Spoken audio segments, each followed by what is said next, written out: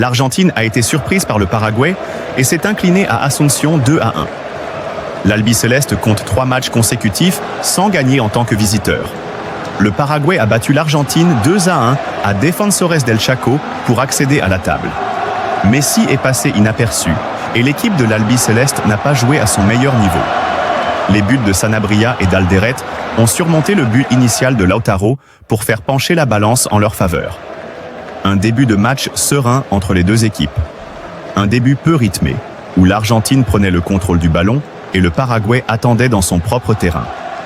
Cependant, malgré la passivité du match, jusqu'à 2 buts ont été inscrits dans les 20 premières minutes. L'Argentine a d'abord frappé avec un but de Lautaro initialement refusé, mais qui a ensuite été validé par le VAR. Et la Rousse ne tarda pas à réagir. Sanabria, avec un magnifique coup de pied aérien, a égalisé le score à la 20e minute. Ces 2 buts ont été le point culminant de la première période. Beaucoup de jeux au centre du terrain, des possessions stériles, avec 2 équipes intenses, mais peu présentes en zone offensive. Un tir de chaque équipe dans le but adverse a permis de vaincre les gardiens, mais rien d'autre ne s'est produit. Bien entendu, l'efficacité ne manquait pas lorsque l'occasion se présentait. Et avec cette égalité, le match est allé à la mi-temps. C'est l'Albiceleste qui a tenté de prendre le contrôle du jeu et a proposé quelque chose de plus avec le ballon en sa possession face à un Paraguay qui attendait dans un bloc bas. Messi, en colère, a reproché à l'arbitre une certaine action sur le chemin des vestiaires et a pris le carton pour son insistance. Après la reprise du jeu, la figure d'Alderete était déterminante. Un coup franc, dès la première minute de la seconde mi-temps, a été profité par le défenseur central de Getafe pour s'élever au-dessus des joueurs argentins et ajuster une tête sur le poteau droit de 10 buts. La Rousse est revenue avec très peu de choses. Malgré le but encaissé, l'équipe de Scaloni n'a pas été électrique. Elle a à peine généré une attaque et n'a pas trouvé de solution en attaque pour désorganiser la défense rouge et blanche. Match confortable pour l'équipe de Gustavo Alfaro face à une Argentine qui n'était pas à son meilleur niveau. Il ne s'est rien passé dans les dernières minutes et, bref, en seconde période, à la manière de la première. Seulement 3 tirs entre les 3 bâtons sont devenus les 3 buts inscrits au tableau d'affichage. L'Argentine, loin de son meilleur niveau, et le Paraguay devenu fort dans son fief. Le leader est tombé au Defensores del Chaco avec toute la loi. Et le Paraguay ajoute une victoire en or qui le rapproche de la qualification pour la Coupe du Monde, même s'il lui reste encore un long chemin à parcourir. Même si Messi n'a pas réalisé son meilleur match, le 10 argentin a tenté de changer les choses. Le jeu de son équipe s'est amélioré grâce à son intervention, mais dans la plupart des cas, il s'est éloigné du but adverse.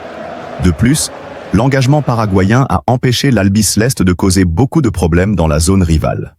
L'équipe de Gustavo Alfaro a apporté son soutien tant dans la défense des espaces que dans le pressing. Alors que le Paraguay renaît grâce à l'entraîneur argentin, en Argentine, un étrange sentiment s'est installé lorsqu'on joue en tant que visiteur. La championne américaine n'a pas réussi à s'imposer lors de ses 3 derniers déplacements en éliminatoire.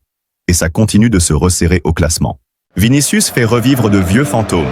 L'ailier madrilène a raté un penalty et, même s'il a été l'un des points forts du match, il n'a pas pu terminer sa prestation avec un but. Le Venezuela maintient son rêve vivant. Vinicius fait revivre de vieux fantômes. Leonardo Fernandez Viloria, Reuters.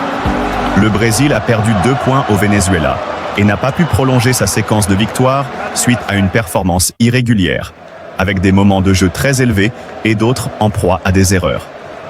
Vinicius a été le meilleur joueur du match, mais il a raté un penalty qui aurait pu donner les 3 points à son équipe.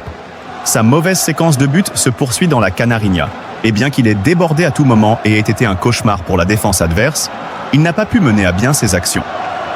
Rafinha a marqué le but brésilien sur un superbe coup franc, et Ségovie a porté le score à 1-1 dès son retour de la pause. L'équipe de Dorival Junior a eu du mal à s'installer dans le match, en grande partie à cause de l'intensité des locaux dès le début. Puis la qualité individuelle a commencé à prévaloir dans les derniers mètres, et Vinicius a brillé au-dessus des autres par sa vitesse et ses apparitions constantes. Après un vol, il s'est tenu dans la surface pour aider Rafinha, qui a envoyé son tir haut sur la première grande occasion. Puis plusieurs autres arrivées ont suivi, et le but semblait n'être qu'une question de temps. Le Venezuela commençait à souffrir dans sa moitié de terrain, Mais en mettant la pression sur la zone adverse, il réussit plusieurs interceptions qui générèrent des occasions claires. Ederson ou Guimaraes ont perdu à des postes clés, et Rondon ou Savarino étaient à quelques centimètres d'ouvrir le score. En fin de compte, c'est le talent individuel qui a fait pencher la balance. Une faute à l'orée de la surface fut transformée par Rafinha, avec une énorme qualité. Un tir qui a touché le poteau défendu par Romo avant de trouver le chemin des filets. Pendant le temps de pause, Batista a fait entrer Segovia dans le jeu pour Murillo réprimander, et dès la première action, le prix est arrivé. Savarino contrôlait la surface, laissait le ballon sur le bord, et Segovia s'émerveillait avec un tir formidable qui rétablissait l'égalité et faisait rêver les supporters. Vinicius a rapidement tenté de trouver une réaction et a réalisé une très bonne action individuelle dans laquelle il a failli assister Igor Jesus. Puis, toujours en contre-attaque, il provoque un pénalty commis par Romo qu'il tente lui-même de terminer. L'ailier a tiré un très mauvais pénalty et le gardien l'a bloqué. Le duel était clairement ouvert et les occasions ont atteint les 2 buts. Belo était sur le point de transformer un tir qu'Ederson a réalisé avec beaucoup de succès, et au Brésil, c'est Vinicius qui a insisté encore et encore. Dorival a pris des risques dans la dernière ligne droite avec ses changements, mais son équipe n'a pas réussi à retrouver le chemin des filets. La Vinotinto s'est défendue avec tout et même en infériorité lors des derniers instants, lorsque González a vu le rouge. Un match décevant et frustrant pour les Bleus, qui prennent un point et assurent la qualification pour les quarts de finale de Ligue des Nations, mais n'ont pas rassuré dans cette rencontre. Pérez a réalisé quelques arrêts importants, mais la France a manqué de justesse surtout. Il ne restera pas grand-chose de ce match sur le terrain, le plus important ayant sans doute eu lieu avant la rencontre et dans les tribunes ensuite. La frustration de Jules Koundé après le match au micro de TF1. Il y a de la frustration, de la colère, un peu de tout. On n'a pas fait un bon match du tout. On a eu des occasions, mais on n'a pas mis ce qu'il fallait. C'est la raison pour laquelle on fait nul. La qualification, je ne sais pas s'il faut s'en réjouir après ce match. La qualification assurée, c'est le seul point positif de ce soir. L'Italie est la première place dimanche. Il faudra faire beaucoup mieux si on veut gagner en Italie. Mettre beaucoup plus d'intensité et d'agressivité, et puis bien finir. Il ne faut pas être fier de ça, regrette Ibrahima Konaté. Au micro de TF1, il y a une énorme déception, une énorme frustration. Sur ce match, on dominait, on a eu énormément d'occasions pour pouvoir plier le match. Malgré le fait qu'on ne perd pas et qu'on est qualifié, il ne faut pas être fier de ça. Sur le terrain, on avait énormément de chances de gagner, on a manqué d'efficacité. Il faudra faire mieux sur les prochains matchs. Il faut être content d'être qualifié, c'est une bonne chose de passer en quart. Mais de l'autre côté, il faut savoir apprendre de nos erreurs, savoir ce qu'on a moins bien fait aujourd'hui pour être meilleur sur les prochains matchs. Pire affluence de l'histoire pour les Bleus au Stade de France. Alors que la rencontre était classée à haut risque et boudée par une partie du public, le match de Ligue des Nations entre la France et Israël a réuni 16 611 spectateurs. C'est la pire affluence de l'histoire des Bleus au Stade de France, qui a présenté des tribunes terriblement vides pendant 90 minutes. Didier Deschamps au micro de TF1, la qualification seul point positif? Oui, même si on aurait pu faire plus. À partir du moment où on ne marque pas, face à un adversaire regroupé, qui gagne du temps. Il nous a manqué l'efficacité, on a eu les occasions même si on a eu un début de match tranquille, pas assez énergique. On a fait plus en deuxième période, mais bon. Le gain de temps des Israéliens. Le gardien fait ce qu'il faut aussi. Ils étaient bien regroupés derrière. Il y a eu du gain de temps. En temps effectif, je ne sais même pas si on a joué 1 heure. À partir du moment où il y a 0-0, ça les conforte dans ce travail défensif. Si on avait ouvert le score, ce n'était pas pareil pour eux. On a eu le ballon, la maîtrise. Eux ont eu une demi-occasion sur coup de pied d'arrêté.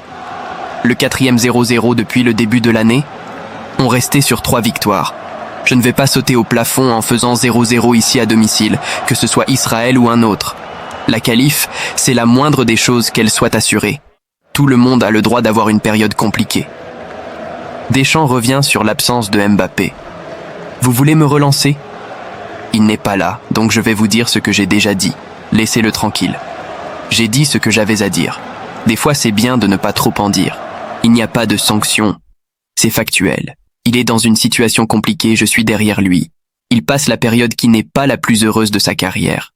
Malgré tout, il avait envie de venir. Je pense que c'est mieux en ce moment pour lui.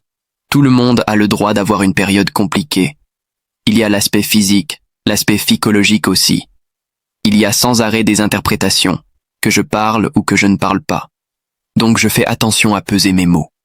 Soit je dis quelque chose, soit je ne dis rien. Je n'ai pas rien dit, mais je ne vais pas rentrer dans des débats.